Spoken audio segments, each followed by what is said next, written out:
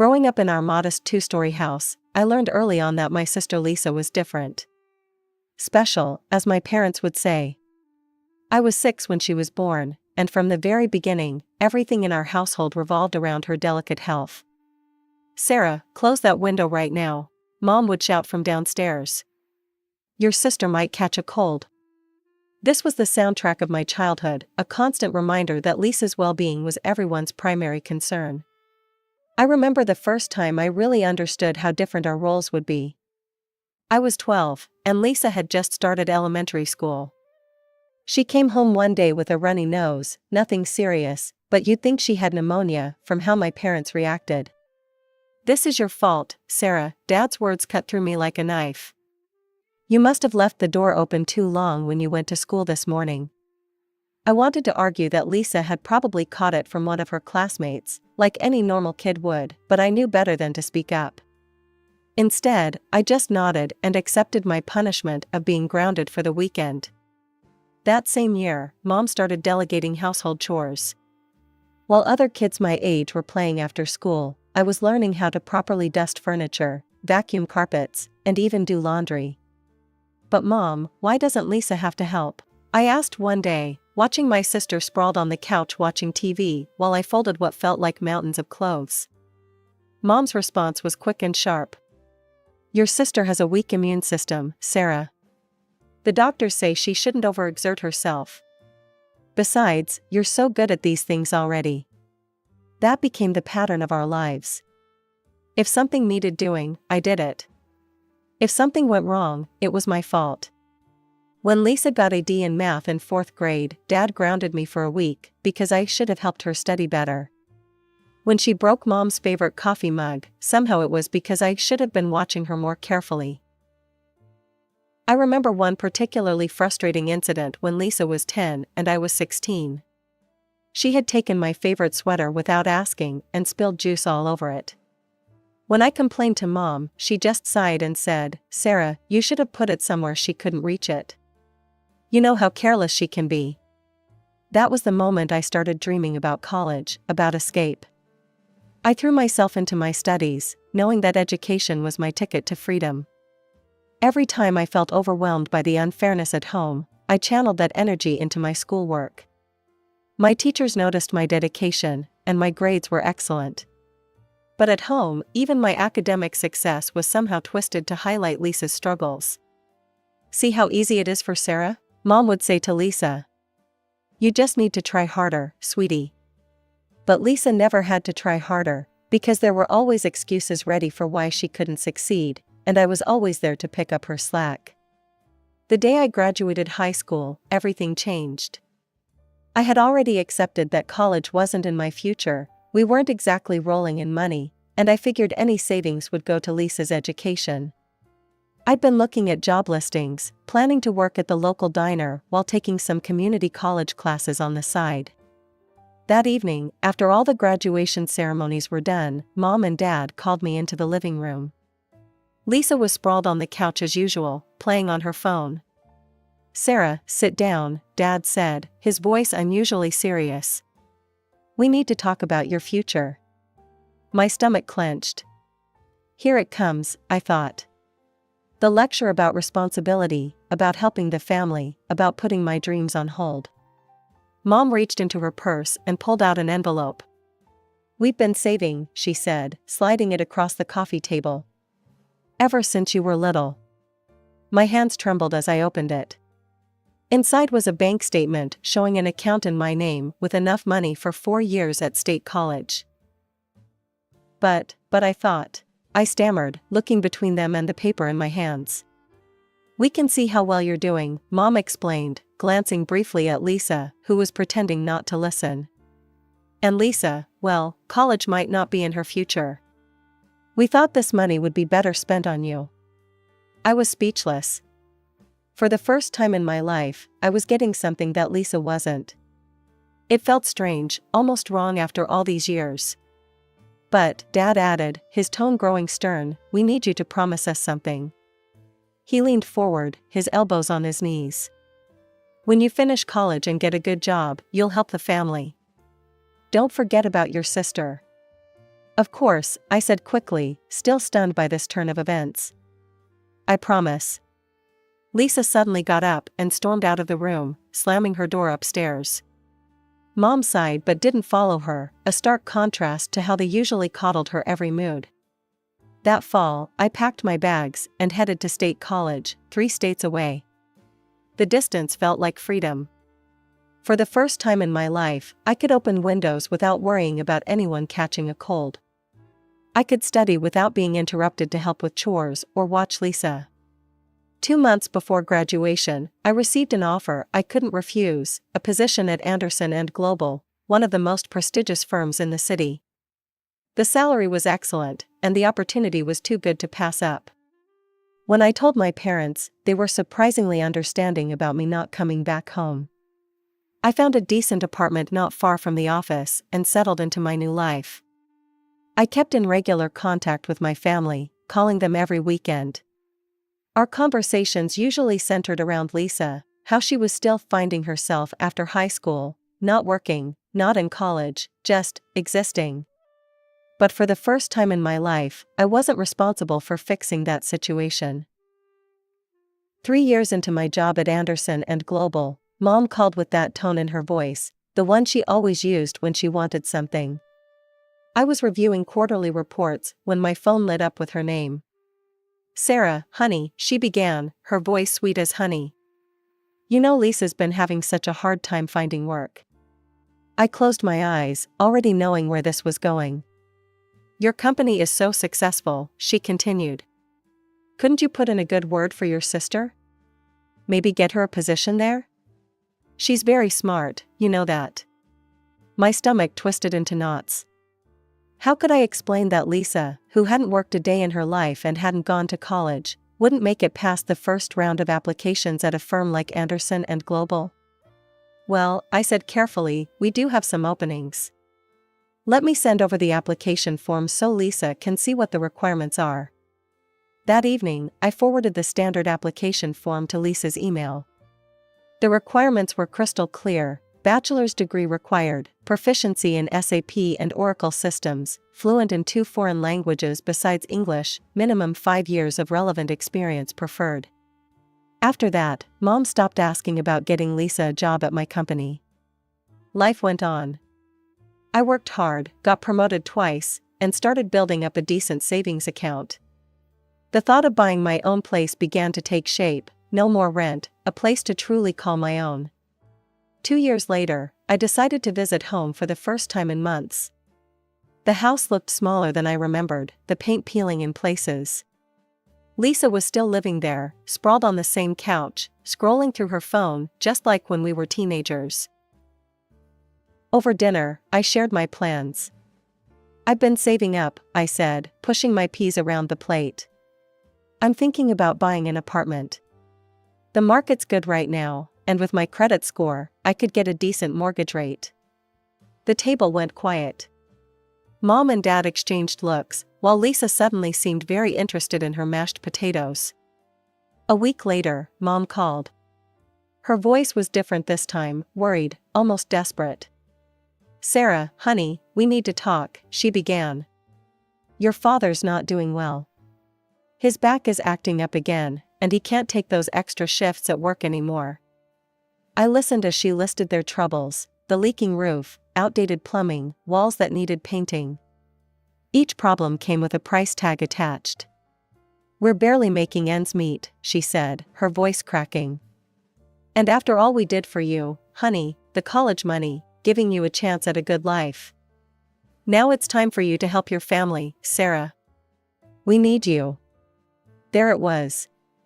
The reminder of my debt to them, the obligation I'd promised to fulfill all those years ago. The dream of my own apartment seemed to fade with each word my mother spoke. After that phone call, I spent several sleepless nights thinking about my parents' situation.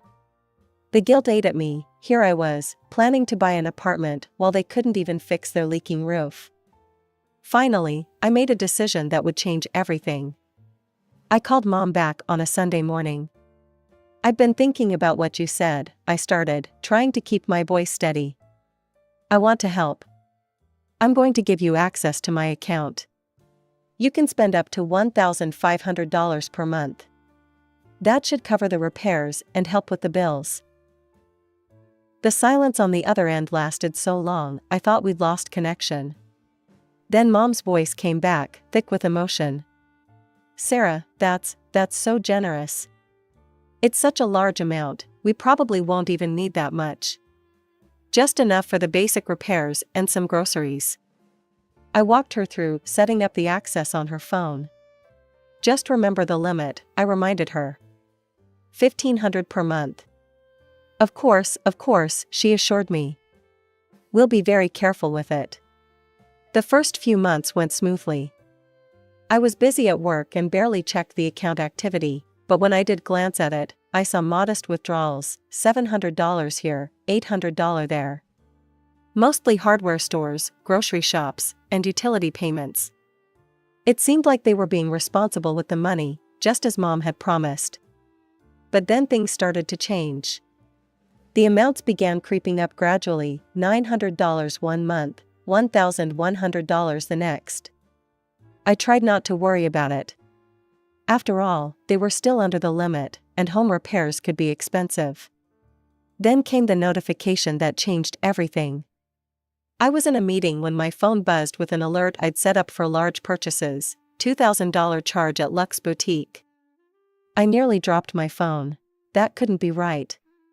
As soon as the meeting ended, I pulled up my account details. There it was in black and white, a $2,000 purchase at one of the most expensive clothing stores in their area. I stared at the screen in disbelief. I'd never even shopped there myself. With my apartment savings goal, I couldn't justify spending that much on clothes. My hands were shaking as I dialed Mom's number. "Mom, I just got a notification about a $2,000 purchase at Luxe Boutique," I said, trying to keep my voice level. "What's going on?" There was a pause, then a nervous laugh.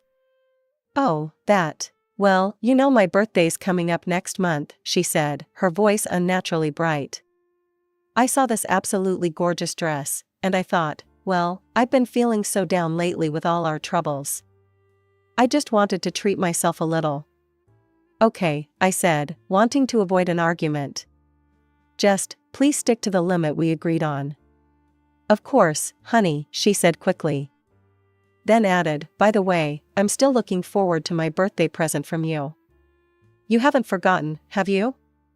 I sat there after hanging up, staring at the account activity on my screen. Something didn't feel right, but I couldn't put my finger on exactly what. This wasn't just about a dress, this was about something else, something I wasn't seeing yet. From here I started checking my account more regularly, setting up detailed transaction alerts on my phone. What I saw made my stomach churn. The spending pattern was escalating at an alarming rate. Mom had blown past the $1,500 limit like it didn't exist. One month it was $2,000, then $2,500, and before I knew it, some months were hitting $4,000. My savings account, which I'd been nurturing for years with dreams of my own home, was shrinking instead of growing. One evening, after seeing yet another large transaction, I pulled up my account on my laptop and created a spreadsheet. The numbers were right there in black and white. In just a few months, they'd spent more than I had in an entire year. My own monthly expenses were modest: rent, utilities, groceries, and the occasional dinner out with colleagues. I drove a used car, bought my clothes on sale, and packed my lunch most days. Meanwhile, my parents were supposedly spending thousands on what exactly? I decided it was time for a visit. I needed to see these home improvements for myself. "Mom," I said when I called her. "I'm thinking of coming home next weekend. It'll be nice to celebrate your birthday in person, and I'd love to see that dress you bought. Plus, you can show me all the repairs you've done to the house." There was a long pause on the other end of the line. When Mom finally spoke, her voice had an edge I'd never heard before. "Oh no, honey, don't come," she said quickly. "I'm not really celebrating my birthday this year. I'm not feeling up to it. But Mom, I haven't been home in months, and I'd really like to see." "No," she cut me off sharply, then immediately softened her tone. It's just not a good time, Sarah. But you can send my birthday gift by mail if you'd like. That call set off every alarm bell in my head. I spent the entire night going through 6 months of bank statements, line by line. The more I looked, the less sense it made. There were charges from stores I knew my mother would never shop at, restaurants that stayed open until 2 a.m., bars I'd never heard of. The home repair expenses were there, but they were tiny compared to everything else: $150 at Home Depot, $200 at a plumbing supply store. These were dwarfed by charges from high-end boutiques, jewelry stores, and electronics shops. Someone had bought a $1,200 smartphone last month. My mother still used the same flip phone she'd had for years, saying she didn't need anything fancy. The pattern started emerging like a picture coming into focus. Teenage bars, nightclubs, designer clothing stores, makeup shops, nail salons. These weren't the expenses of my aging parents who could barely make ends meet. These were the expenses of someone else entirely, someone young, someone who liked to party, someone who had expensive taste and no job of their own. Lisa. The realization hit me like a physical blow. All those times Mom had talked about the leaking roof and broken plumbing, all those guilt trips about helping the family, it had been a smokescreen. My supposedly struggling parents weren't using my money to repair their house. They were funding my sister's extravagant lifestyle. I felt sick to my stomach as I scrolled through transaction after transaction. A $300 spa day. A $500 shopping spree at a designer outlet. $200 bar tabs multiple times a week. This was why Mom didn't want me to visit. There were no major repairs to see, no improvements to show off. Just Lisa, living it up on my dime while I pinched pennies and put off my own dreams. I spent the next morning rehearsing what I would say, pacing my apartment with my phone in hand. Finally, around noon, I made the call. "Mom," I said as soon as she answered, my voice steadier than I felt. "We need to talk about where my money is really going." There was a long pause on the other end. "What do you mean, honey?" "I think you know exactly what I mean." I took a deep breath. "The bars, the designer clothes, the new smartphone, those aren't your expenses, are they?" "They're Lisa's." I heard her inhale sharply, then let out a long sigh. When she spoke again, her voice had changed, no more sweet talk, no more pretense. "Well, what did you expect?" she said defensively. "We're family. Lisa needs nice things too. She can't help it if she hasn't found her path yet." "Mom, you lied to me. You told me the money was for house repairs." "We did use some of it for repairs," she interrupted. "But Sarah, you have so much, and Lisa has so little. Besides, you owe us. Or have you forgotten who paid for your fancy college education?" I almost laughed. I'd been expecting this, the ultimate guilt card. But I was prepared. "Actually, Mom, I ran the numbers last night. Every single expense for the past 2 years. Would you like to know what I found?" I pulled up my spreadsheet. "In the past 24 months, you've spent $72,000 of my money. That's more than what you and Dad paid for my college tuition, plus interest. So no, I don't owe you anything anymore." The line went quiet. Then, without another word, Mom hung up. Almost on autopilot, I opened Facebook and typed in Lisa's name. I hadn't looked at her profile in months. I'd been too busy working, too focused on my own life. Now I scrolled through post after post, my anger growing with each swipe. There she was, posing in the $2,000 dress from Luxe Boutique, the one Mom had claimed was for her birthday. There was Lisa at some resort last month, lounging by a pool with a fancy cocktail. Photo after photo of parties, clubs, and restaurants I recognized from my bank statements. She was even wearing the expensive jewelry I'd unknowingly paid for, tagging herself at all the upscale places she'd visited with my money.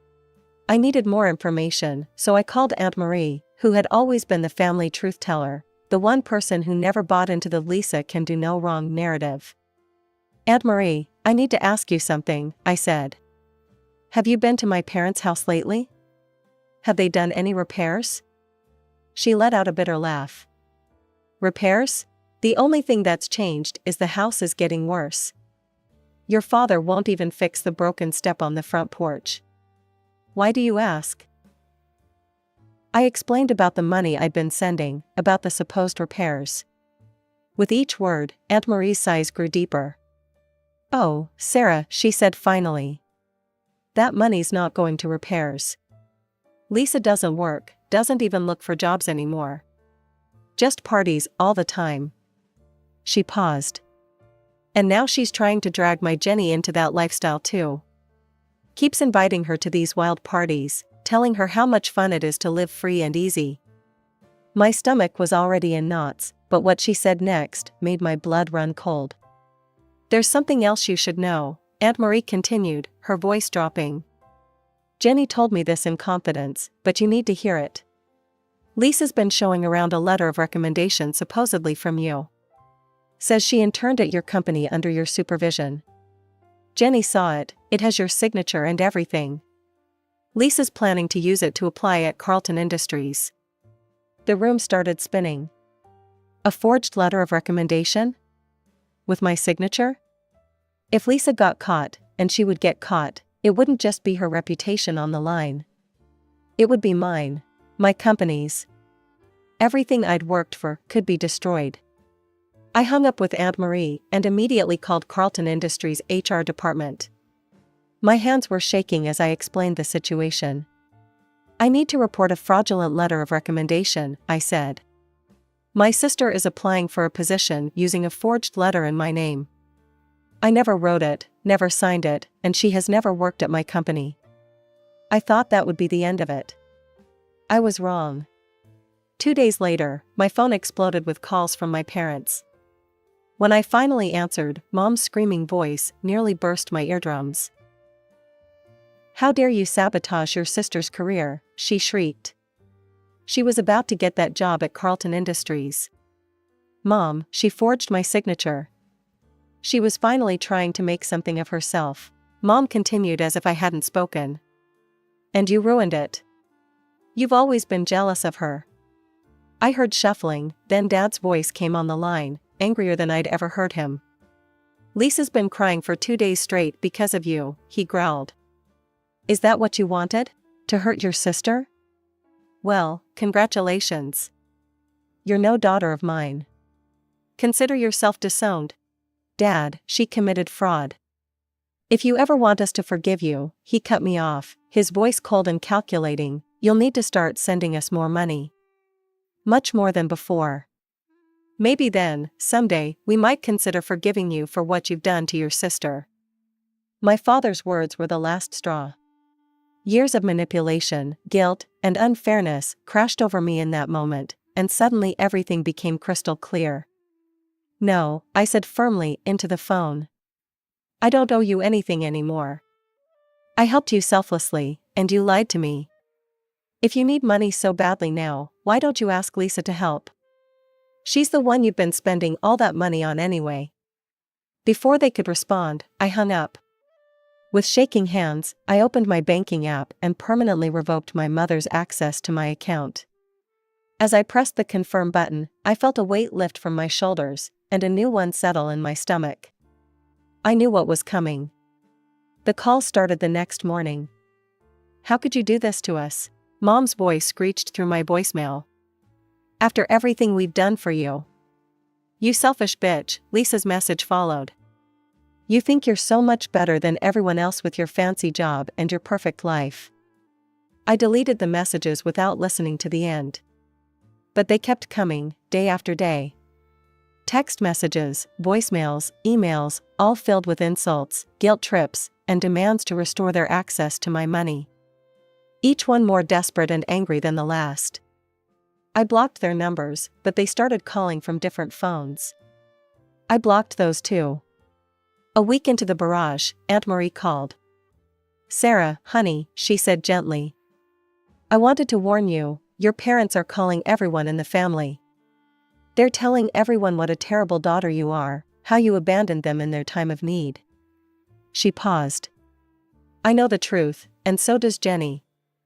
We've tried telling them they're wrong, but they won't listen. I just wanted you to know what they're doing. That was 3 months ago. Now, my life has settled into a new normal.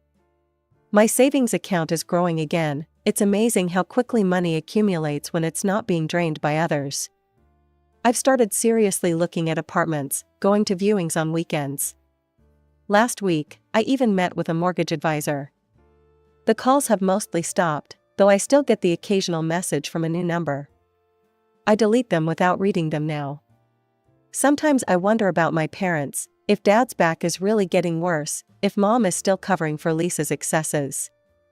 I wonder if Lisa ever tried to forge anyone else's signature, or if she's still living the high life on someone else's dime. But mostly, I focus on my own life. I work, I save, I spend time with friends who value me for who I am, not what I can give them. I'm learning to stop feeling guilty for taking care of myself first. Will I ever speak to my family again? I honestly don't know. Maybe someday things will be different.